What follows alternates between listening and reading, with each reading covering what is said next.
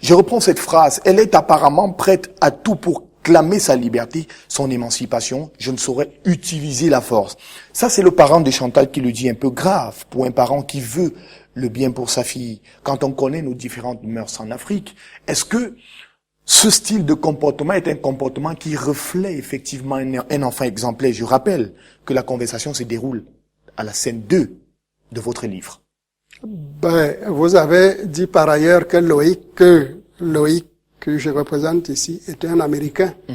Alors vous comprenez et vous comprendrez pourquoi lui va dire je ne saurais utiliser la force. Je ne saurais utiliser la force. Alors généralement en Afrique, vous verrez que le comportement de sa femme machine ne sera pas le cas. Oui. Oui, elle va tout faire pour qu'on essaye d'utiliser cette force.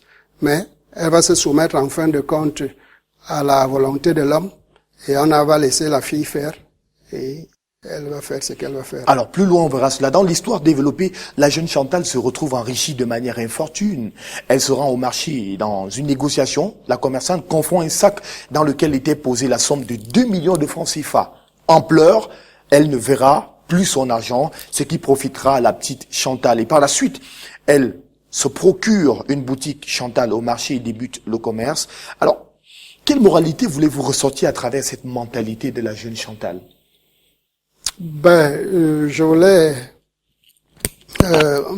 démontrer aussi que quand l'enfant a perdu son éducation de base, comme c'était le cas à travers déjà les médias où elle a été délaissée, elle n'a rien contrôlé, la contrôlait pas, son père a demandé de la laisser faire. Alors, à partir de là, elle perd son éducation de base parce que vous aurez plus encore dit que elle prend tout ce qui se passe à la télé comme réalité. Ça veut dire si on a poignardé quelqu'un là-bas, elle sait que c'est bien de poignarder. Alors c'était donc normal qu'elle, quand elle a trouvé ce sac d'argent, et qu'elle ne pense pas que c'est mieux, que c'est bon d'aller remettre à la personne. Voilà, elle a plutôt trouvé bon d'aller ouvrir elle-même une boutique qu'elle a achetée à 1 500 000 francs CFA pour lancer ses propres activités et 500 000 francs pour équiper cette boutique. Alors, dans le comportement de Chantal, qu'est-ce qui vous fustige particulièrement? Le fait qu'elle soit si mal élevée ou alors le fait que ses parents aient complètement démissionné dans son éducation?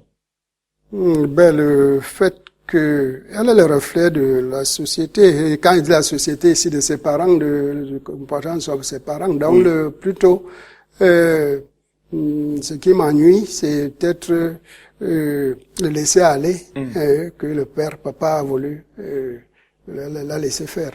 Alors, dans votre livre, vous dénoncez des phénomènes tels que le mensonge, les coups bas et les intrigues de la part des acteurs de ce livre. Cette image peut être adaptée à notre contexte actuel où on a des jeunes filles prêtes à tout type de pratiques pour être avec un homme, comme ici à aux pages 52 et 53. Je vous prie de prendre votre livre.